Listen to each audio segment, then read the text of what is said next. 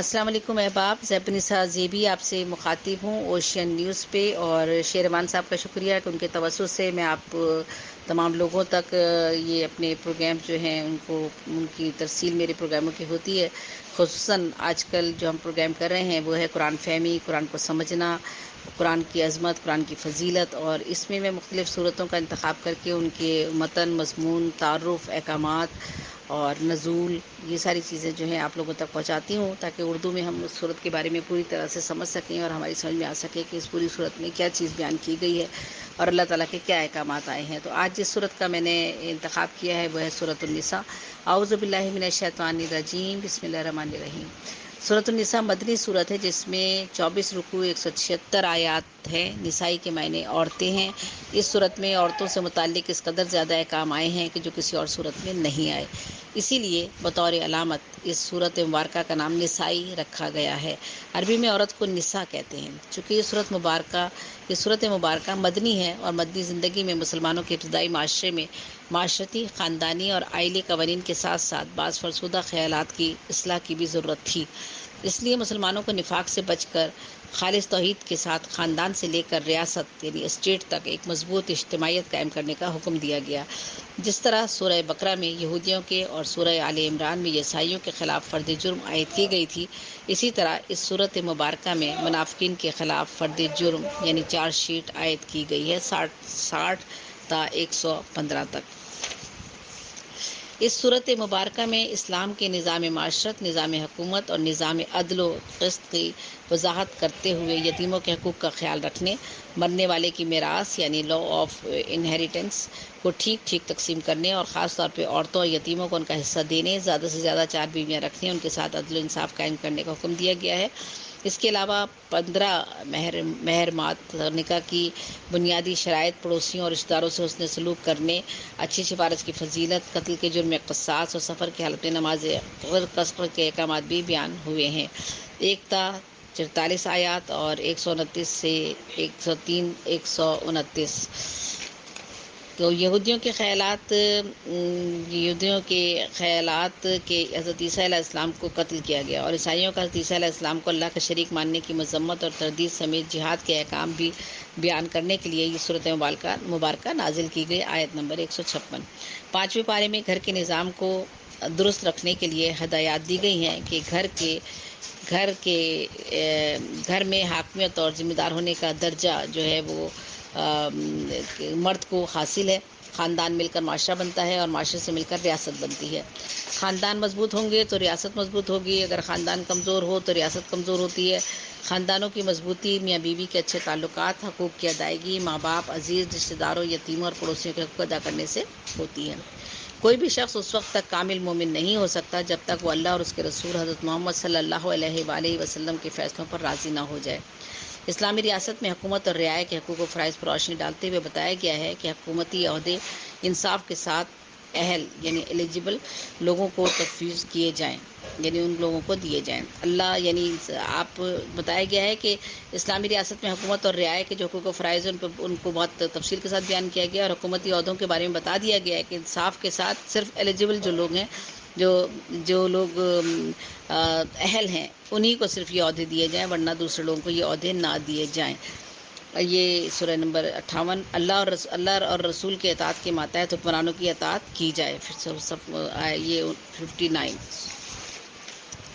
اللہ اور رسول کی اطاعت مطلق اور غیر مشروط انکنڈیشنل ہے، اور اطاعت مطلق ہے اور غیر مشروط یعنی انکنڈیشنل ہے۔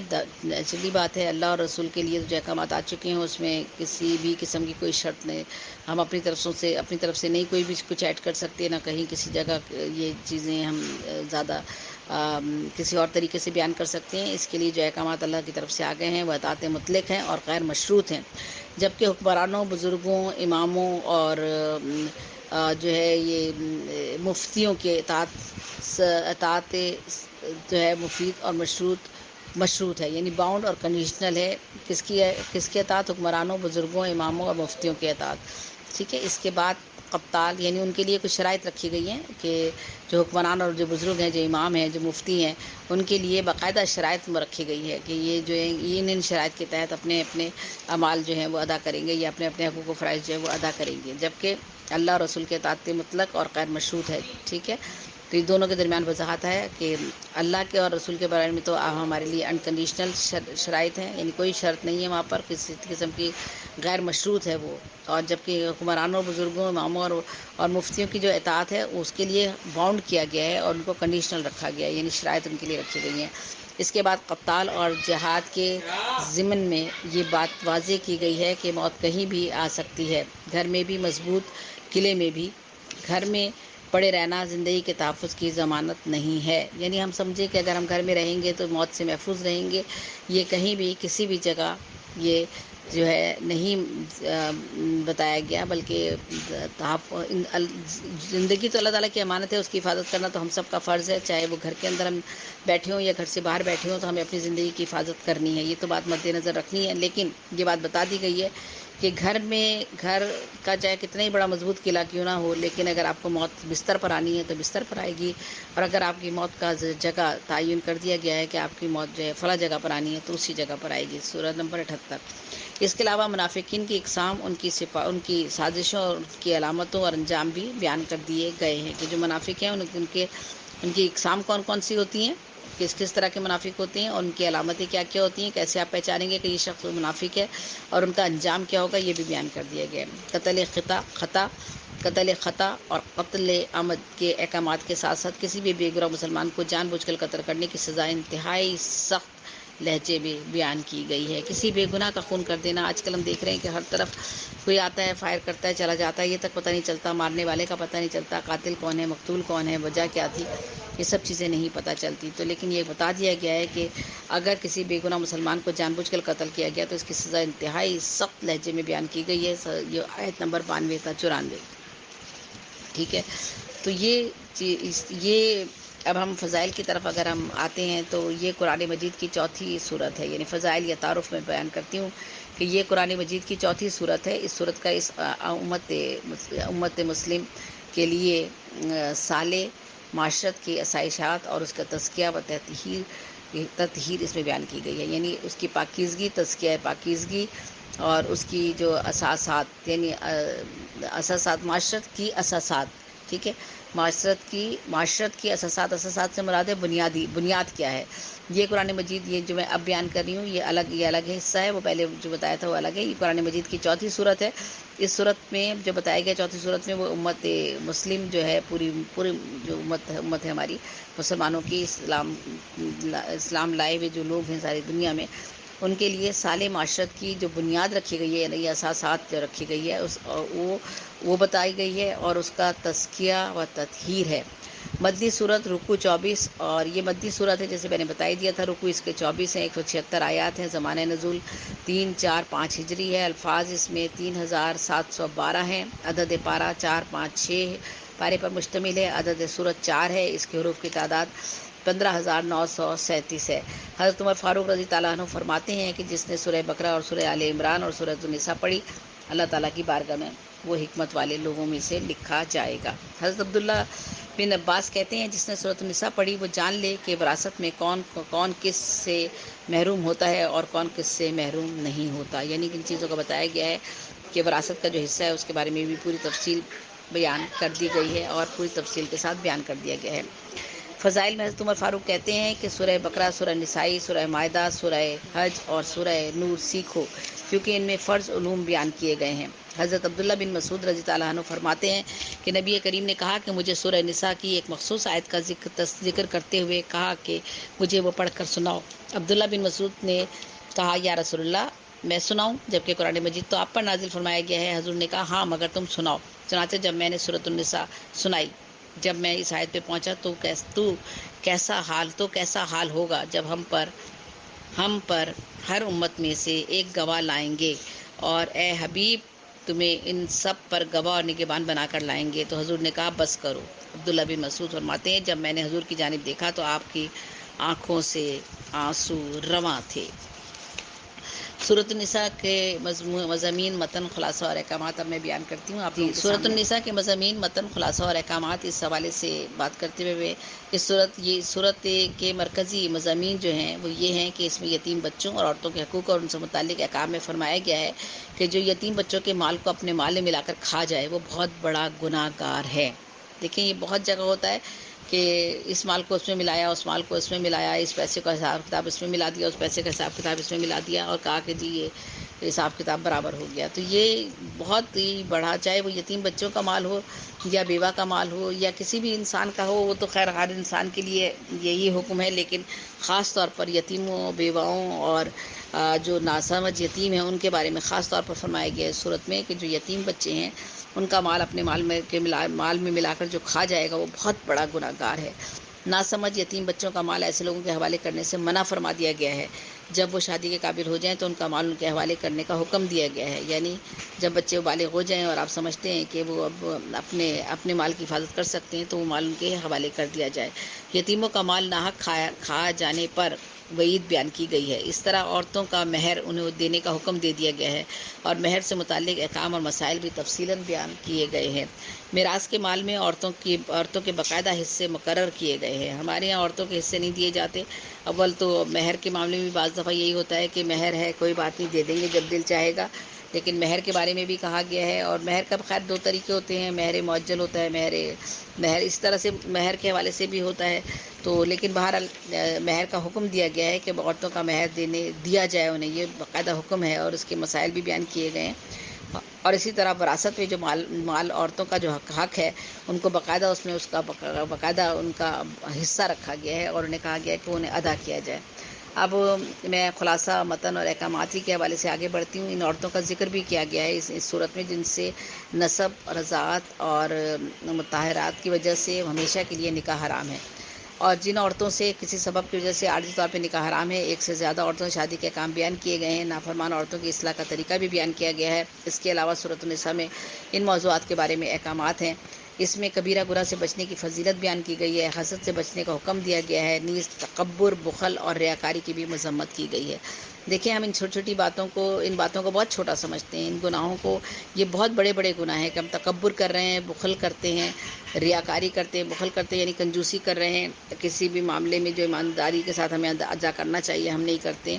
ریاکاری کی بھی مذمت کی گئی ہے۔ قاتل کے بارے میں احکام ہجرت کے بارے میں احکام نماز خوف کا طریقہ بھی بیان کیا گیا ہے، یعنی قاتل کے بارے میں بھی احکامات دیے گئے ہیں، ہجرت کے بارے میں بھی احکامات ہیں اور نماز خوف کا طریقہ بھی بیان کیا گیا ہے۔ مثلا جب جہاد کے موقع پر ایسا ہوتا ہے کہ فوجی جو ہیں وہ چونکہ محاذ پر ہوتے ہیں، نماز پڑھنے کے لیے وقت جب مقرر ہوتا ہے تو بتایا گیا ہے کہ کس طرح سے وہ نماز پڑھیں گے، کہ ایک فوجیوں کی رو جو ہے وہ ان کی حفاظت کرے گی اور پیچھے وہ نماز پڑھیں گے، اسی طرح سے دوسرے فوجیوں کی باری آئے گی وہ بھی اپنی نماز پڑھیں گے، یعنی میدان جنگ میں بھی آپ کو جو ہے وہ نماز پڑھنے کا طریقہ بیان کیا گیا، یعنی نماز خوف، یعنی جہاں پر خوف ہو جان جانے کا، اور وہاں پر بھی آپ کو اگر نماز ادا کرنی ہے تو آپ نے نماز کس طرح سے ادا کریں گے۔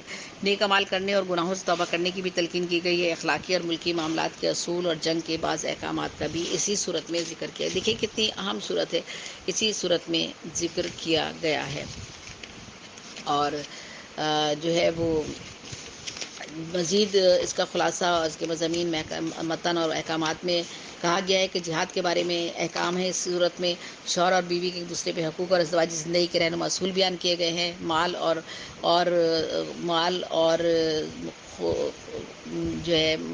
اور مسلمانوں کے اجتماعی معاملات کے احکامات کا بھی اس میں ذکر کیا گیا ہے، اور میراث کے احکام کی تفصیل بیان کی گئی ہے، اور کن لوگوں کی توجہ مقبول ہے، کن لوگوں کی توبہ مقبول ہوگی اور کن لوگوں کی توبہ مقبول نہیں کی جائے گی، اس کا بھی ذکر کر دیا گیا ہے۔ اللہ تعالیٰ ہم سب کو اس سے ایسے اعمال سے محفوظ رکھے جس میں ہماری توبہ قبول نہ ہو۔ اللہ تعالیٰ ہماری توبہ آخری لمحے تک قبول کرے اور ہم ہر لمحہ اللہ تعالیٰ سے توبہ کرتے رہیں، یہ اللہ ہمیں توفیق عطا فرمائے۔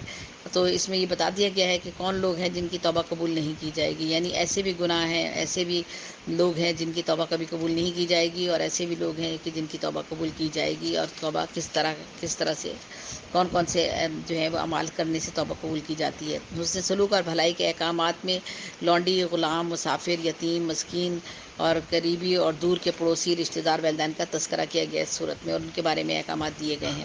منافقین اور عیسائیوں اور بطور خاص یہودیوں کے خطرات سے مسلمانوں کو آگاہ کیا گیا ہے۔ اس صورت کے آخر میں عیسائیوں کی گمراہیوں کا بھی ہمیں تذکرہ ملتا ہے۔ دو بہنوں کو نکاح میں رکھنا حرام ہے، تم پر حرام میں تمہاری مائیں، بہنیں، بیٹیاں، پھوپھیاں، خالائیں، بھتیجیاں، بھانجیاں، دودھ شریک بہنیں، تمہاری عورتوں کی مائیں، اور وہ جن کی گود میں تم نے پرورش پائی، یعنی ایسی عورتیں جن کے ساتھ تمہارا تعلق قائم رہ چکا ہے، اگر تعلق قائم یعنی وہ یہاں پرورش پائی ختم ہو چکا، اس کے بعد یعنی ایسی عورتیں جن کے ساتھ تمہارا تعلق قائم رہ چکا، اگر تعلق قائم نہیں رہا تو ان کی بیٹیوں سے نکاح میں گناہ نہیں ہے۔ تمہارے سگے بیٹوں کی عورتیں تم پر حرام ہیں، اور ان عورتوں سے نکاح نہ کرو جن سے تمہارا باپ نکاح کر چکا ہے۔ یہ غضب، بے حیائی، بدچلنی کا کام ہے، اور اس کا عذاب بہت ہی کڑا ہے۔ اور بڑا افسوس کی بات ہے کہ یہ ساری باتیں ہمیں قرآن شریف نے ایک ایک چیز جو ہے ہمیں اس کے بارے میں احکامات دیے ہیں، مگر ہم نے کبھی ان کو اردو میں نہیں پڑھا یا ان کے بارے میں جاننے کی کوشش ہی نہیں کی۔ ہم صرف صورتوں کو، قرآن شریف کو ویسے ہی پڑھ لیتے ہیں، اور ہم بڑے بڑے گناہ کر گزرتے ہیں، اور اللہ تعالیٰ نے دیکھیں ان سارے گناہوں کے بارے میں بتا دیا ہے کہ یہ کتنے بڑے بڑے گناہ ہیں جس کا عذاب جو ہے بہت کڑا ہے۔ اگر تم ایک عورت کو چھوڑ چکے ہو تو اس کو بہت سا مال دے چکے ہو تو اس سے کچھ واپس نہ لو۔ کیا تم اسے بہتان لگا کر سری ظلم کر کے ایسا کرو گے؟ یہ منع کر دیا گیا ہے آپ پر، ٹھیک ہے؟ تو اس بات کو بھی مد نظر رکھنا ہے۔ اور تم میں سے یہ مال واپس کیوں کر لے سکتے ہو جب تم میں سے ہر ایک دوسرے سے لطافت لے چکے ہو، اور وہ عورتیں تم سے پکا عہد لے چکی ہیں؟ اے ایمان والو، تم پر یہ حلال نہیں زبردستی عورتوں کو میراث میں سے لے لو، اور ان کے واسطے روکے رکھو کہ ان سے کچھ اپنا دیا ہوا مال واپس لے سکو، مگر تب لے سکتے ہو اگر وہ سرین بد چلنی کا ارتکاب کرے۔ عورت کے ساتھ اچھی طرح زندگی بسر کرو، اگر وہ تمہیں ناپسند ہو تو ممکن ہے کہ تمہیں ایک چیز پسند آئے، مگر اللہ نے اس میں بہت کچھ بھلائی رکھی ہوئی ہے تمہاری۔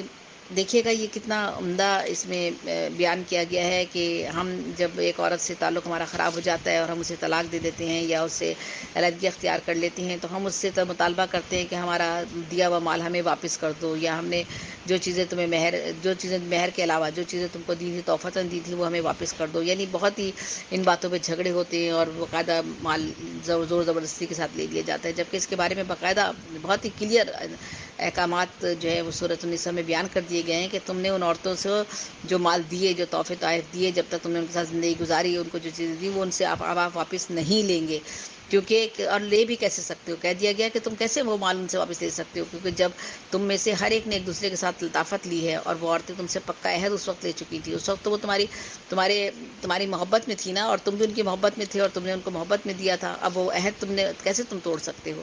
تو اے ایمان والو، تم پر یہ حلال نہیں ہے کہ زبردستی تم عورتوں کی میراث لے لو، ان سے وہ مال لے لو، اور ان کے واسطے روکے رکھو، ان سے کچھ اپنا دیا ہوا مال واپس لے سکو، مگر تب لے سکتے ہو اگر ہاں ایک تھوڑی سی گنجائش میں یہ پیدا کی گئی ہے کہ اگر عورت بد چلنی کا جان بوجھ کر ارتکاب کرتی ہے تو ایسی صورت میں جو ہے آپ اس سے وہ چیزیں لی جا سکتی ہیں۔ اگر وہ تمہیں، اور یہاں تک کہہ دیا گیا ہے کہ عورتوں کے ساتھ اچھی زندگی بسر کرو، وہ مرد جہنمی ہیں جو اپنی عورتوں کو تکلیف دیتے ہیں۔ جو عورت یہ کہے کہ میں اپنے مرد سے خوش نہیں، تو سوچیں کہ وہ اس مرد کی جگہ کہاں ہوگی، اور اسی طرح کوئی مرد یہ کہے کہ میں اپنی عورت سے خوش نہیں، تو وہ بھی جو ہے وہ اس کے یہ بھی سراسر زیادتی اور گناہ ہے۔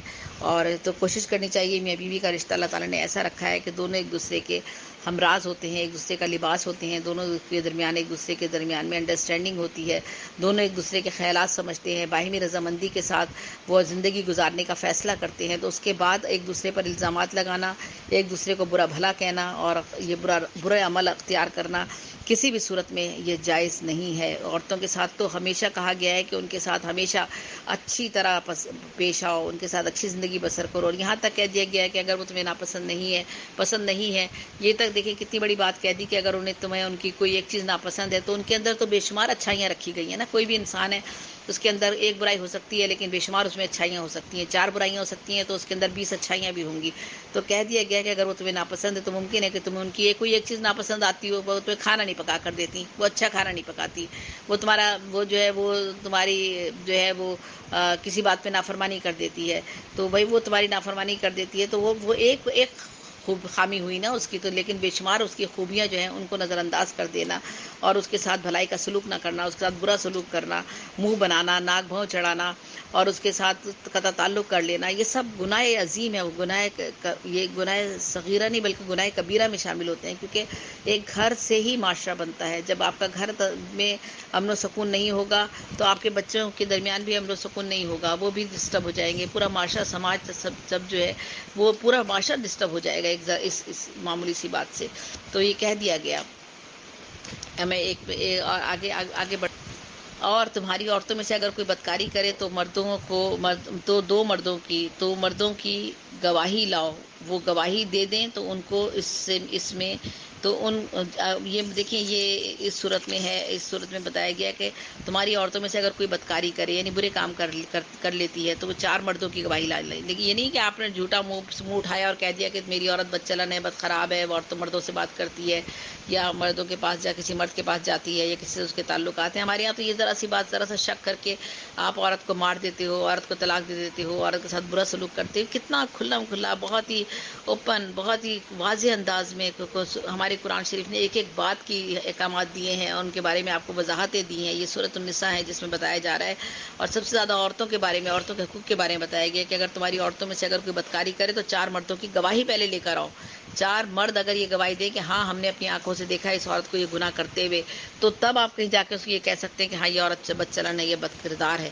تو 4 مردوں کی گواہی لے کر آؤ، وہ گواہی دے دیں تو ان کو گھروں میں بند رکھو یہاں تک انہیں موت آ جائے، یا پھر اللہ تعالیٰ ان کے لیے کوئی راستہ نکال دے۔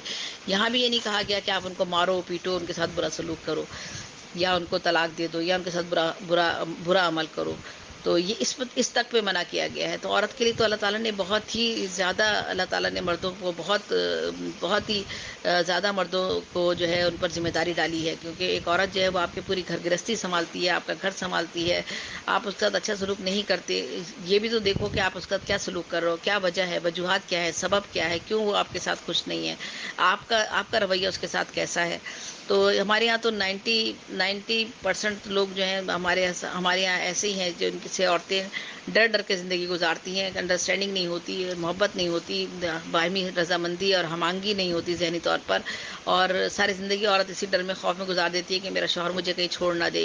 اس خوف کی وجہ سے وہ بیچاری اپنی زندگی جو ہے وہ کتنی تکلیف میں گزارتی ہے، یہ اس کا شاید اندازہ کوئی مرد نہیں کر سکتا۔ اگر آپ اپنی جگہ عورت کو رکھو، خود آپ عورت بن جاؤ اور سوچو کہ میرے ساتھ اگر کوئی یہ سلوک کرے گا تو میری کیفیت کیا ہوگی، تو یہ چیز اگر آپ سوچیں گے تو یقیناً آپ عورتوں کے ساتھ اچھا سلوک کریں گے، اچھا برتاؤ کریں گے۔ عورتیں ہی ماں ہیں، عورتیں ہی بہنیں ہیں، عورتیں ہی بیٹیاں ہیں، آپ کو ان کے ساتھ اچھا سلوک کرنے کا حکم دیا گیا ہے، اور خاص طور پہ بیوی کے ساتھ تو بہت زیادہ وضاحت کی گئی ہے، بار بار وضاحت کی گئی ہے۔ عورتوں کے مہر کہا گیا ہے کہ عورتوں کے مہر خوشی خوشی میں ادا کرو، اور وہ اپنی خوشی سے اس میں سے کچھ تمہیں معاف کر دیں تو وہ جائز ہے۔ اگر کوئی عورت کو جو آپ نے مہر مقرر کیا ہے، جو ہر ایک عورت کا لازمی حق ہے اور کہ اسے آپ دیں، تو لیکن یہ بھی اس میں ضرور بتا دیا گیا ہے کہ آپ جتنی آپ کی استطاعت ہے اسی کے حساب سے آپ یہ مہر رکھتے ہیں، تو آپ کو سب سے پہلے اپنا مہر عورت کو خوشی خوشی دینا ہے۔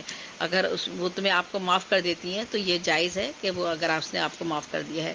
تم 4 عورتوں سے نکاح کر سکتے ہو، لیکن اگر خطرہ ہو کہ برابر کا انصاف نہیں کر سکو گے تو پھر ایک سے نکاح کرو۔ ہمارے یہاں ہر شخص یہ کہتا ہے کہ 4 شادیاں جائز ہیں، بڑے کھلا لوگ کہتے ہیں کہ میں دوسری شادی کر لوں گا، میں دوسری لے آؤں گا، میں تیسری لے آؤں گا، ہر چیز جو یہ مذاق کے اندر تھوڑی دیر بعد بدطینت مرد جو ہوتے ہیں وہ یہ بات دہراتے ہیں اور وہ اس طرح کی باتیں کرتے ہیں، اتنی گھٹیا حرکت کرتے ہیں، جبکہ کہا گیا ہے کہ 4 عورتوں سے نکاح اس صورت میں جائز ہے جب آپ برابر کا انصاف کر سکو، ورنہ پھر ایک ہی عورت سے نکاح رکھو۔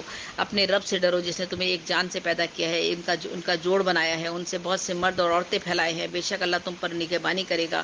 جو شخص اللہ رسول کی نافرمانی کرے گا اس کے لیے ذلت کا عذاب ہے، اور وہ لوگ جو اپنا مال لوگوں کو دکھانے پر خرچ کرتے ہیں، اللہ پر قیامت کے دن ایمان نہیں لاتے، اور جس کا شیطان ساتھی ہو، اللہ سے کوئی بات چھپی ہوئی نہیں ہے۔ دیکھیں آپ جو لوگ اپنا مال جو ہے یعنی پیسہ ہے اس کو دکھاوے کے لیے خرچ کر رہے ہیں کہ میں یہ کروں گا تو لوگ مجھے بڑے خوش ہوں گے، وہ اس کے پاس تو مال ہے، اس کے پاس تو اب ہم میں سے ہر دوسرا فرد یہی کر رہا ہے کہ اپنی دولت کو کسی نہ کسی طرح سے اس کی نمائش کر رہا ہے۔ اگر ہم قربانی بھی کر رہے ہیں تو ہم نے جی یہ جانور خریدا ہے، ہم نے یہ جانور خریدا ہے، ہم نے یہ نہیں دیکھا کہ قربانی کے بھی جو احکامات ہیں، یہ ہمارے اللہ تعالیٰ نے جو ہمیں احکامات دیے ہیں ان کے لیے کچھ نہ کچھ حقوق کچھ نہ کچھ ان کے لیے احکامات جاری کیے ہیں۔ ان احکامات کی روشنی میں آپ نے لوگوں کا مال کھایا ہوا ہے، آپ لوگوں کا مال ادا نہیں کر رہے ہیں، ان کی قیمت پیسے ادا نہیں کر رہے ہیں، آپ نے جو ہے وہ مال کھا کر جو ہے وہ خاموشی سے بیٹھے ہوئے اور آپ قربانی کر رہے ہیں، تو کیا آپ سمجھتے ہیں اللہ تعالیٰ آپ کی قربانی قبول کرے گا؟ یا آپ جو ہے زکوٰۃ دے رہے ہیں یا آپ دوسری چیزیں کر رہے ہیں لیکن لوگوں کے ساتھ بڑا ظلم آپ کا روا ہے لوگوں کے ساتھ، تو وہ کسی بھی صورت میں اللہ تعالیٰ ایسی نافرمانیوں کو قبول نہیں کرے گا۔ اور ذلت کا عذاب ایسے لوگوں کے لیے رکھا گیا ہے جو دکھاوے کے لیے اپنی دولت کو خرچ کرتے ہیں،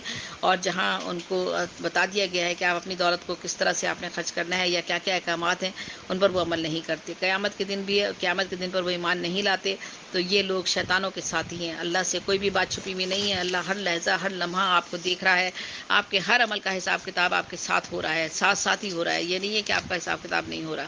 تو اور تم اس سے یہ مال واپس کیوں کر لے سکتے ہو جبکہ یہ میں نے آپ کو بتا دیا ہے۔ تو میں آپ کو آگے چلتے ہیں، ہمارے نماز کے لیے نشے کی حالت میں، ناپاکی کی حالت میں نہ جاؤ۔ دیکھیں اسی سورۃ النساء میں مزید خلاصہ مضامین، متن اور احکامات بیان کیے گئے ہیں، اور کہا گیا ہے کہ نماز کے لیے نشے کی حالت میں، ناپاکی کی حالت میں نہ جاؤ۔ غسل کے لیے پانی نہ ہو تو پاک مٹی سے اپنا ہاتھ اور منہ پر پاک مٹی مل لو، اور جسے ہم تیمم کہتے ہیں وہ تیمم کر کے آپ نماز پڑھ سکتے ہیں۔ اور تمہارے دشمنوں کو وہ خوب جانتا ہے، اور تمہاری حمایت اور مدد کے لیے اللہ کافی ہے۔ بے شک یہی کہنا چاہیے کہ میرا رب ہے میرے ساتھ، مجھے انسان ہماری کیا مدد کریں گے؟ ہاں ایک دوسرے کا وسیلہ سبب ضرور اللہ تعالیٰ نے بنایا ہے، لیکن اللہ تعالیٰ کا جو مدد درکار ہوتی ہے ہر انسان کو، وہ صرف ایک اللہ ہی کی مدد ہے۔ اور اللہ تمہارے دشمنوں کو خوب جانتا ہے، اور تمہاری حمایت اور مدد کے لیے اللہ کافی ہے۔ یہ تمہارے دشمن جتنے بھی ہمیں بظاہر نظر آتے ہیں، اگر ہم اللہ کے احکامات پر عمل کریں تو وہ سارے دشمن جو ہیں زیر ہو جائیں گے، کیونکہ اللہ تعالیٰ ہی انہیں زیر کرنے والا ہے۔ جنہوں نے ہماری آیتوں سے انحراف کیا، وہ ان کے لیے دوزخ کی بھڑکتی آگ ہے، اور وہ عذاب چکھتے رہیں گے۔ جو لوگ ایمان لائے، نیک کام کیے، صاف ستھری عورتیں ان کے لیے بہشت میں موجود ہیں۔ لوگوں کی امانتیں انہیں واپس کر دو، لوگوں کے درمیان انصاف میں عدل برتو۔ اللہ کی راہ میں جنگ اور جہاد کا بڑا ثواب ہے، بڑا رتبہ ہے، شہادت کا رتبہ ہے۔ ظالم کے خلاف سفارہ ہو کر اس بستی کے بے گناہ معصوم مردوں، عورتوں، بچوں کو بچا لو، زکوٰۃ دو، نماز قائم کرو، جہاد پر نکلو جب حکم ہو جائے تو۔ دیکھیے جہاد کا بھی کس طرح سے بار بار آپ کو تذکرہ کیا گیا، لیکن جہاد کے لیے بھی کچھ احکامات دیے گئے ہیں، ان کے بارے میں باقاعدہ بتایا گیا کہ جہاد کیسے کیا جانا ہے اور کن کن صورتوں میں کیا جانا ہے۔ جو تمہیں بھلائی پہنچے وہ اللہ کی طرف سے ہے، اور جو تمہیں برائی پہنچے وہ تمہارے نفس کی وجہ سے ہے۔ یعنی یہ نہیں کہنا ہے آپ نے کہ اگر آپ نے جب تم نے بھلائی پہنچے تو اللہ کی طرف سے ہے، اور جب تم تک کوئی برائی پہنچے تو تمہارے نفس کی وجہ سے۔ بعض دفعہ یہ ہوتا ہے کہ ہم کوئی گناہ کرتے ہیں، برا کام کرتے ہیں، اور کہتے ہیں چونکہ اللہ نے ہر چیز ہمارے نصیب میں لکھ دی تھی تو یہ تو ہم نے کرنا ہی کرنا تھا۔ تو یہ دیکھ لیں، صاف کہہ دیا گیا ہے، پوری سورۃ النساء میں صاف کہا گیا ہے کہ اللہ کی طرف سے تمہیں بھلائی پہنچے تو اللہ کی طرف سے، اور جب تم برائی کرتے ہو وہ تمہارے اپنے نفس کی وجہ سے ہے، وہ تم خود کر رہے ہو وہ برائی، اس میں اللہ کا کوئی حکم نہیں ہے، اللہ نے کچھ نہیں لکھ کے رکھا ہوا کہ تم نے برائی کرنی ہے۔ یہاں پر یہ برائی تمہارے نفس کی وجہ سے تم خود کر رہے ہو، اور جس کی بہت بڑی پکڑ ہوگی۔ جس نے رسول کا حکم مانا اس نے اللہ کا حکم مانا۔ جو کسی مسلمان کا جان بوجھ کر خون کرے اس کی سزا دوزخ ہے، اور بہت بڑا عذاب ہے۔ مقتول کے وارثوں کو خون بہا دیا جائے، اس کی سزا کے بارے میں بھی بتا دیا گیا کہ خون بہا جو ہے وہ مقتول کے وارثوں کو کس طرح دیا جانا چاہیے۔ اے ایمان والو، جب اللہ کی راہ میں جہاد کو نکلو تو تحقیق کر لیا کرو، اور جب تم سفر کے لیے نکلو تو تم پر کوئی گناہ نہیں ہے، تم پر کوئی گناہ نہیں ہے۔ نماز میں سب کچھ کم کر دو، یعنی سفر پہ اگر آپ ہیں تو نماز کے حوالے سے سفر کے بارے میں پورا بتایا گیا کہ سفر میں آپ نے نماز کیسے کرنی ہے۔ تو اس میں کچھ نماز کا حکم یہ بھی ہے کہ کیسے آپ نماز کو مختصر کر سکتے ہیں۔ اگر آپ کو سفر میں آپ ہیں اور آپ سمجھ رہے ہیں کہ آپ کی جس گاڑی میں بیٹھے ہوئے ہیں یا اترے ہیں، یا جس بس سے اتر گئے ہیں اور اتر کے آپ نماز ادا کر رہے ہیں، تو اگر آپ کی بس کے نکلنے کا خطرہ ہے تو نماز آپ نے کس طرح سے ادا کرنی ہے سفر کے دوران۔ کافر سے لڑنے کے لیے اپنے بچاؤ کے ہتھیار اپنے ساتھ رکھیں، کافر سے لڑنے کے لیے بچاؤ کے لیے اپنے ہتھیار ہمیں اپنے ساتھ رکھنے چاہیے. جنگ میں ایک جماعت نماز پڑھے تو دوسری اس کی حفاظت کے لیے ہتھیار کے ساتھ کھڑی رہے. یہ نماز خوف کے حوالے سے جیسا کہ میں نے آپ کو پہلے بھی بتایا ہے کہ نماز خوف جو ہے وہ یہ والی نماز اس طرح کی نماز میں بھی ہوتا ہے کہ آپ جہاد کے لیے کھڑے ہوئے ہیں تو جب آپ کے ایک جماعت نماز پڑھے تو دوسری اس کی حفاظت کے لیے ہتھیار کے ساتھ کھڑی ہو جائے اور وہ نماز پڑھ لے تو پھر دوسرے لوگ آ کے نماز پڑھیں. اور بارش کی وجہ سے یا بیماری کی وجہ سے جنگ میں ہتھیار رکھ دینے میں کوئی مذائقہ نہیں ہے. اگر بارش کی وجہ ہے یا بیماری کی وجہ ہے اور اب ہتھیار آپ نے اٹھائے ہوئے تھے تو آپ ہتھیار اگر رکھ دیتے ہیں تو کوئی اس میں مذائقہ نہیں ہے کہ بیماری کی حالت میں جو ہے وہ آپ پر حکم نہیں ہے کہ بیماری کی حالت میں جو ہے آپ جہاد میں یا جنگ میں اگر نہیں کر پاتے ہیں تو آپ اپنا ہتھیار رکھ سکتے ہیں. اور اسی طرح مزید احکامات اور متن اور خلاصہ سورۃ النساء کا یہ ہے کہ جو کوئی برا فعل کرے یا اپنے نفس پر ظلم کرے تو پھر اللہ سے بخشوا لے. اللہ کو بخشنے والا مہربان پائے گا. یعنی ہم دیکھیں انسان ہے نا, ہمیں بتا دیا گیا ہے کہ ہم انسان ہیں, انسان خطا کا پتلا ہے, غلطیاں اس سے ہوتی ہیں. تو بار بار کہا گیا ہے کہ بے شک ہمارا نفس اگر ہمارے سے کوئی برا کام کروا لیتا ہے, ہم سے کوئی برا کام کرتے ہیں. برا کام میں یہ نہیں ہے کہ آپ نے کسی کا قتل کر دیا ہے یا اور برے کام, جو برے کام ہیں وہ تو ہیں ہی بہت بڑے بڑے, لیکن چھوٹے چھوٹے کاموں میں بھی ہم نے کسی کی دل آزاری کر دی, کسی کو برا کہہ دیا, گندے لفظ زبان سے نکال دیے, جبکہ منع کیا گیا ہے کہ آپ نے کسی کے لیے کوئی غلط لفظ نہیں نکالنا ہے, کسی کو برے ناموں سے نہیں پکارنا ہے. لیکن یہ بھی سب گناہوں میں شامل ہوتے ہیں, صغیرہ گناہوں میں یہ سب چیزیں شامل ہوتی ہیں. تو ہم نے ایسا کوئی کام کر دیا ہے تو ہمارا اللہ تعالیٰ ہمیں معاف کرنے والا ہے. ہم نے کوئی برا فعل کیا ہے, ہمیں اندازہ ہے کہ ہم غلط کام کیا ہے, ہم نے اچھا کام نہیں کیا ہے. کوئی آیا کہ بھائی نے بھائی کو اٹھا کے لات مار دی, دوسرا بھائی آیا اس نے اس کو مکہ مار دیا, تو کیا آپ سمجھ رہے ہیں کہ یہ کوئی اچھا کام آپ نے کیا ہے؟ یہ برا کام ہے. یہ برا کام کس نے کروایا؟ اللہ نے آپ سے کروایا. یہ برا کام آپ کے نفس نے کیا ہے. آپ کو تسلی ہوئی ہے, آپ کو خوشی ملی ہے کہ آپ نے اس کو ایک مکہ مارا, دوسرے نے دوسرے کو ایک مکہ مارا. تو اس میں آپ کے نفس کو یعنی یہ شیطان کو خوشی مل رہی ہے, شیطان آپ سے یہ کام کروا رہا ہے. تو نفس پر جب آپ اپنے نفس پر ظلم نہ کریں. آپ نفس پر جب آپ کا نفس نے جو آپ کے ساتھ ظلم کر دیا ہے اور آپ نے کوئی برا کام کر دیا ہے اور آپ کا احساس ہو گیا ہے کہ آپ نے برا کام کیا ہے, کاش کہ آپ کا اگر ضمیر زندہ ہوگا تو آپ کو ضرور احساس ہوگا. اور زندہ ضمیر انسانی جو ہے وہ اللہ تعالیٰ کے بہت مقرب بندے ہوتے ہیں, جنہیں اپنی برائی کا اپنے گناہ کا پتہ چل جاتا ہے. وہ اللہ سے فوراً بخشوا لیں, اللہ تعالیٰ سے معافی مانگ لیں. اللہ تعالیٰ پھر مہربان ہے, وہ انہیں معاف کرنے والا ہے. وہ کوئی خطا اور گناہ کرے, کسی دوسرے پہ بہتان اور الزام ڈال دے تو یہ تو گناہ کا بہت بڑا بوجھ ہے. جیسے ہم آپس میں بھی یہ کرتے ہیں کہ ہم چھوٹے بڑے صغیرہ گناہ کرتے ہیں, جھوٹ بول دیتے ہیں اور اپنا گناہ کسی اور پر جھوٹ بول کر ڈال دیتے ہیں کہ نہیں میں نے نہیں کیا تھا, یہ بھائی نے کیا تھا, یا اس بندے نے کیا تھا, یا میرے حوالے سے نہیں ہوا تھا, یہ اس آدمی نے کیا تھا. یعنی جھوٹ کا بہتان, جھوٹ تو بہت بڑا گناہ ہے, اور یہ بہتان کسی پر ڈال دینا سب سے بڑا, بہت بڑے بڑے گناہوں میں شامل ہوتا ہے. اور اس کا بوجھ جو ہے, گناہ کا بوجھ وہ سمیٹے گا, اور جو وہ گناہ اور خطا کرے گا یہ بہت بڑا ظلم ہے. کفر اور ظلم کرنے والوں کو اللہ کبھی نہیں بخشے گا. تو جو لوگ یہ ظلم کرتے ہیں کسی کے ساتھ, اللہ تعالیٰ انہیں کبھی نہیں بخشے گا. سود لینے, مال ناحق کھانے والوں کے لیے دردناک عذاب رکھا گیا ہے. عہد شکن آیتوں کے منکر, مریم پر بہتان باندھنے والے. قرآن آسمان سے اتری ہوئی کتاب ہے جس کی کوئی ایک آیت بھی اس جیسی نہیں لا سکتا. تو اگر یہ بہتان باندھتا ہے, اللہ نہ کرے نعوذ باللہ, کچھ لوگ کہتے ہیں کہ یہ قرآن جو ہے اس کی یہ آیت جو ہے ایسی آیت تو یہ ہوا ہے حضور کے دور میں, ایسا ہوا ہے کہ انہوں نے کہا کہ ایسی آیت تو ہم بھی لکھ سکتے ہیں, یا ایسی آیت ہم بھی لا سکتے ہیں. تو نعوذ باللہ ایسے لوگوں پر جو ہے وہ بہت ہی بڑا ان کا گناہ ہے, کیونکہ قرآن جو ہے وہ آسمان سے اتری ہوئی کتاب ہے, کسی انسان کی نہیں ہے. جیسا کہ ہم سب کا ایمان ہے, عقیدہ ہے کہ اللہ کے آخری رسول صلی اللہ علیہ وآلہ وسلم پر یہ قرآن مجید جو ہے اتارا گیا ہے. نیک کام کرو, برائی کو معاف کر دو. دیکھیں یہ کتنا آگے اسی صورت میں بیان کیا گیا ہے کہ نیک کام کرنے ہیں ہمیں, برائی اگر کسی نے کی ہے تو اس کو آپ معاف کر دیں. وہ بڑی قدرت والا ہے. جس طرح اللہ تعالیٰ ہمیں معاف کر رہا ہے, ہر قدم پر ہم سے غلطی ہوتی ہے, ہر قدم پر ہم سے کوئی نہ کوئی خطا ہو جاتی ہے. ہم انسان ہے نا, انسان کرتا ہے, اس کو خوشی ملتی ہے.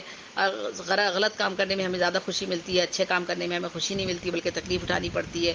تو اللہ تعالیٰ جو ہے وہ برائی کو معاف کرنے والا ہے, بڑی قدرت والا ہے. تو اگر ہم سے کوئی غلطی ہو جائے تو فوراً ہمیں اس کی معافی مانگنی چاہیے. جس نے توبہ کی اپنی اصلاح کے لیے بہت ثواب پائے گا. جس نے فوراً توبہ کر لی اس کو اللہ تعالیٰ بہت بڑا ثواب دے گا, اور اس کے لیے بہت آگے جو ہے اللہ تعالیٰ جو ہے وہ بہشت کے دروازے اس کے لیے کھولے گا.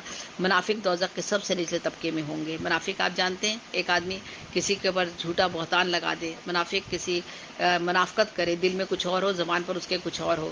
اور یہ منافقوں کے لیے کہا گیا ہے کہ ایسے لوگ جو ہیں سب دوزخ کے سب سے نچلے طبقے میں ہوں گے. یعنی نچلے طبقے سے مراد ہے سب سے جو دوزخ کے اندر بھی سزائیں مقرر ہے نا، جس نے چھوٹے گناہ کیے ہیں وہ دوزخ کے کم عذاب میں شامل ہوں گے، اس سے بڑے والے اس سے بڑے عذاب میں ہوں گے، اور جو سب سے بڑے عذاب میں لوگ ہوں گے وہ منافقوں کو سب سے بڑے عذاب میں ڈالا جائے گا۔ دوزخ کا سب سے بڑا نچلا طبقہ جس میں سب سے زیادہ عذاب ہوگا، وہاں پر ان کو ڈال دیا جائے گا۔ اے ایمان والو، مسلمانوں کو چھوڑ کر کافروں کو اپنا دوست نہ بناؤ۔ دیکھیں، اس کے لیے بھی کہا گیا ہے کہ کافروں کو دوست ہم اپنا بنائیں۔ بے شک آج کل روزی روزگار کے لیے انسانوں کو ملک سے باہر جانا پڑ جاتا ہے، اور وہ وطن سے باہر جا کے روزی کماتے ہیں، جبکہ منع کیا گیا ہے کہ روزی کے لیے آپ کوشش کریں کہ اپنے ہی ملک میں کوئی وسائل پیدا کریں، لیکن بہرحال اب ممکن نہیں ہے۔ دنیا میں وسعت آتی جا رہی ہے، آبادی بڑھ رہی ہے، روزگار نہیں ہے، تو لوگوں کو لا محالہ ملک سے باہر جانا پڑتا ہے۔ جب لوگوں سے باہر کے ملکوں میں آپ جاتے ہیں تو آپ کافروں کے درمیان ہوتے ہیں، نان مسلموں کے درمیان ہوتے ہیں، تو آپ کے لیے کہہ دیا گیا ہے کہ ان مسلمانوں سے آپ دوستیاں نہ کریں، ان کو آپ دوست نہ بنائیں۔ ان کے ساتھ منافق اور کافر دوزخ میں ایک جگہ ہوں گے، یعنی کافروں کا مقام بھی وہی ہوگا جہاں پر منافق رکھے جائیں گے، یعنی سب سے نچلے طبقہ جو ہوگا اس کے اندر کافر بھی رکھے جائیں گے اور منافق بھی رکھے جائیں گے۔ دوزخ میں دونوں ایک جگہ پر ہوں گے، اور جو دکھاوے کے لیے نماز پڑھتے ہیں اور اوپر کچھ اور اندر کچھ رکھتے ہیں، یہ ایسے لوگ منافق کہلاتے ہیں۔ ایسے لوگ جو اللہ کے سوا عورتوں کی عبادت کرتے ہیں، ایسے لوگ جو اللہ کے سوا عورتوں کی عبادت کرتے ہیں اور صرف شیطان سرکش کی عبادت کرتے ہیں، یعنی بہت سی عورتیں جو ہیں وہ لوگوں کو دھوکے میں، لوگوں کو برے راستے پر ڈال دیتی ہیں، یہ ان کا بھی ذکر اس میں کیا گیا ہے۔ تو یہ لوگ جو ہے سخت خسارے میں رہیں گے اور سخت عذاب جھیلیں گے، جو شیطانوں کی سرکش عبادت، صرف شیطان سرکش عبادت کرتے ہیں۔ تو شیطانوں نے آپ کو جو ہے وہ آپ کے دل میں وسوسے ڈالتا ہے، آپ کو خوبصورت عورتوں کی طرف مائل کرتا ہے یا کسی عورت کی طرف مائل کرتا ہے، اور آپ برائی کے کام کی طرف راغب ہو جاتے ہیں اور برا کام کرتے ہیں، تو آپ ایسے لوگوں کے لیے یہ شیطان ہے جس نے آپ کے لیے یہ ایسی عورتوں کو مقرر کر رکھا ہے، یا ایسی عورتوں کی جانب جو آپ کو دھکیلتا ہے، اس کے بھی بہت بڑا عذاب ہے۔ لوگوں میں صلح کرا دیا کرو، اور وہ جو دو کے درمیان یا گروہوں کے مابین غلط فہمی پیدا کریں، ایسے لوگ بھی بہت گناہ گار ہیں۔ جو دو لوگوں کو لڑوا دیں یا دو لوگوں کے درمیان غلط فہمی پیدا کر دیں، اور نہ کہ یہ کہ دو لوگوں کے درمیان اگر غلط فہمی پیدا ہو گئی ہو اور وہ دوسرے سے ناراض ہو گئے ہوں تو ان کے درمیان آپ کو صلح کرانی چاہیے، اس کا بہت بڑا اجر ہے۔ اگر آپ کسی ناراض آدمی کے لیے کوئی ایسی بات کہہ کر یہ کہہ دیں کہ نہیں، اس نے آپ کے لیے یہ نہیں کہا تھا بلکہ یہ کہا تھا، تو یہ کہہ کر اگر اس کے دل سے کوئی برائی ہٹ جاتی ہے تو گناہ اس کے دل میں جو برائی آ گئی تھی وہ ہٹ جاتی ہے، اور وہ ایک دوسرے کے دوست بن جاتے ہیں، ان کے درمیان صلح ہو جاتی ہے۔ تو یہ اللہ تعالیٰ ایسے لوگوں کے لیے بہت بڑا اجر رکھتا ہے۔ جو لوگ انسانوں سے چھپتے ہیں لیکن اللہ سے نہیں ڈرتے، نہ چھپتے ہیں، رات کو چھپ کر اللہ کی مرضی کے خلاف فیصلے کرنے والے، ان کے سارے اعمال اس پر اللہ ان کا احاطہ کرنے والا ہے۔ یعنی دیکھیں، ہم بہت سے کام کرتے ہیں، بہت سی چیزیں کر رہے ہوتے ہیں، ہم یہ نہیں دیکھتے کہ اللہ تعالیٰ تو ہمیں دیکھ رہا ہے، وہ ہم سوچتے ہیں کہ جی چلیں جی فلاں بندہ تو ہمیں نہیں دیکھ رہا، یا کسی کو کیا پتہ ہم چھپ کر ہی اپنے گھر میں گناہ کر رہے ہیں، یا ہم فلاں جگہ جا کے گناہ کر کے آ رہے ہیں، ہمارے ماں باپ کو کیا پتہ، یا ہمارے فلاں بندے کو کیا پتہ، ہم نے اس کی مرضی کے خلاف کہیں نہ کسی جگہ کوئی چوری کر لی ہے، کوئی غلط کام کر لیا ہے، کہیں سے پیسے مل گئے وہ اٹھا کے رکھ لیے ہیں، یا کسی برائی کی طرف کرپشن کر لیا ہے، کسی جھوٹ بولا ہے، منافقت کی ہے، تو یہ ساری چیزیں ہم نے کر لی ہیں، اور ہم سوچ رہے ہیں کہ اللہ تعالیٰ تو ہمیں تو کوئی دیکھ نہیں رہا، تو کسی کو کیا پتہ۔ تو لیکن آپ نے ایسے لوگ جو ہیں ان کو اللہ سے وہ نہیں ڈرتے، اور وہ رات کو چھپ کر اللہ کی مرضی کے خلاف بھی فیصلے کر لیتے ہیں اور گناہ کرتے ہیں، تو یہ جو ان کے سارے اعمال پر اللہ تعالیٰ اپنا احاطہ کرے گا، اور ان کے اعمال سے ان کی پکڑ ہوگی ان کے اعمال پر۔ اور دغا بازوں کے لیے تو بہت بڑا عذاب ہے۔ یہ دغا بازی ہوتے ہیں نا، یہ شیطانی ہوتے ہیں، دغا بازی ہوتے ہیں، جو کبھی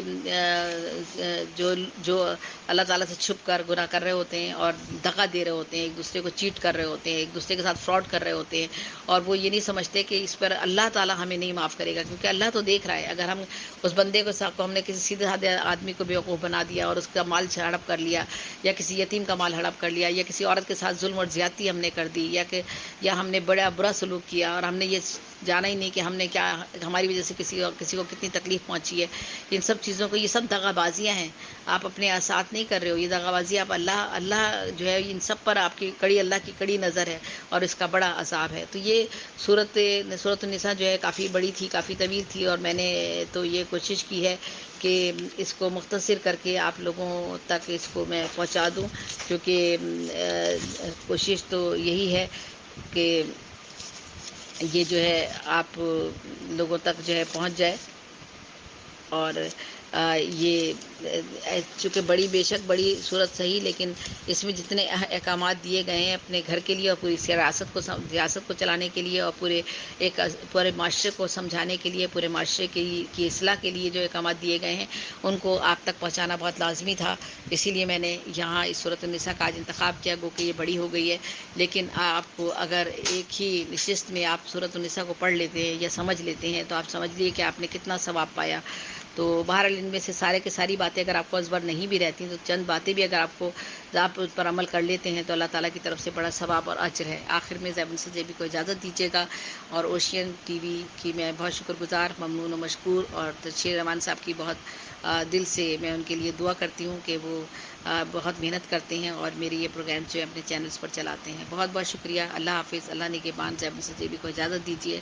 میرا وطن پاک سرزمین ہمیشہ زندہ و تابندہ رہے، اور پوری دنیا کے مسلمانوں میں اتحاد و اتفاق اور یکجہتی پیدا ہو، اور پوری دنیا کے انسان جو ہیں وہ مذہب اسلام کی طرف راغب ہوں اور اسلام کی اچھی چیزوں کو اپنائیں، اور جو ہے وہ اسلام کے راستے کے اوپر چلے.